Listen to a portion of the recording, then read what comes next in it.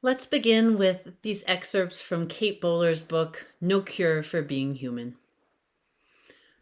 That little phrase, best life now, is what Americans began using at the dawn of the 21st century to describe the satisfaction of mastering your life. Joel Osteen coined it in 2004, and almost overnight, everyone from Oprah to diet gurus to Hallmark movie starlets reached for it as the gold standard. How did you know you were truly living? You were living your best life now. You could see the fullness of your accomplishments spilling out of your Instagram account. The great triumph of the best life now paradigm is that it neatly summarized the promises of an entire American wellness industry. Everything is possible if you will only believe. You can find this confident message everywhere from mega churches to Burning Man, from Peloton to deluxe yoga retreats. Good vibes are big business. Modernity is a fever dream promising infinite choices and unlimited progress. We can learn how to be young forever, successful forever, agents of our own perfectibility. The American admiration for bootstrappers and optimists is a capitalist paradise. Everyone is now a televangelist for the gospel of good, better, best. Harness your mind to change your circumstances. The salvation of health and wellness and happiness is only a decision away. Will you finally let it save you? But I cannot outwork or outpace or outpray my cancer, writes Bowler.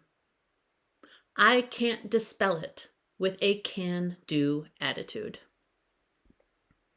While I believe that there may be rich meaning at every crossroads of our lives, each meeting and departure, car accident, or chance encounter, I do not believe that God will provide for every need or prevent every sorrow. From my hospital room, I see no master plan to bring me to a higher level, guarantee my growth, or use my cancer to teach me. Good or bad, I will not get what I deserve. Nothing will exempt me from the pain of being human. Today will be as ordinary as yesterday, days and weeks working out the consequences of the moments that came before. We like to imagine that we are starring in an extended morality play where lessons are learned and the hero never dies. But in fact, we must make do with the fact that there will be weddings and funerals again this year, and everyone will still spend most of their evenings watching Netflix. This is a kind of freedom. The only question is how we should live under the burden of it. Thus ends the reading. As we sit with Kate Bowler's wisdom and prepare ourselves to engage with the idea of your best life and what that might really mean, let us take some time now to ground ourselves, sitting or situating ourselves in a way that feels balanced and stable in our bodies. Perhaps closing your eyes or softening your gaze if you can. Maybe taking a deep, slow breath in. Let us set aside the tasks of the week, letting go of whatever expectations we had of ourselves and of others, whatever accomplishments we'd hoped to have gotten to by now. Turning our faces away from the infinite choices in front of us and turning towards the reality of this moment. What is here? What is possible today? Is there a way to see today as an orchard filled with nourishment, or at least a decently stocked fruit stand, instead of a pool reflecting back our deficits and our unfulfilled aspirations? because we can't go back in time. We are only here right now in today. And our task is to risk actually living into it with everything that is undone and in process. May we follow the call of love into unexpected places that deepen our connections and knock all the bullet points off of our lists. Praising that which sustains us, savoring beauty and good company, and rejoicing in unexpected moments of connection and insight and sweetness.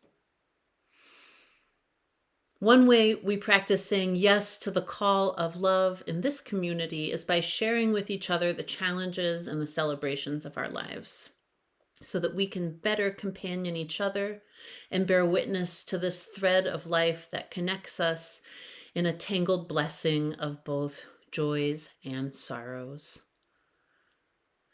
As I share the joys and sorrows of our congregation this week into this space in a moment, I invite you to type into the chat or into the comments what is on your heart this morning, so that we may all hold it in the loving embrace of this community.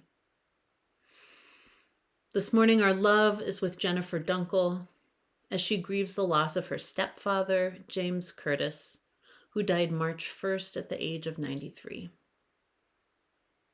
We join our hearts with the people of Ukraine as they continue to suffer through warfare. May the fear and terror come to an end soon, and may peace flow forth. Alongside this grief, let us also turn our hearts towards joy for the beauty of this day, for friends and community and partners that remind us that we are not alone. For each of these, we offer our witness. We hold you in comfort, in compassion. In these days, may we all feel surrounded by a sustaining grace, a love that holds us and holds all. May it be so. Amen.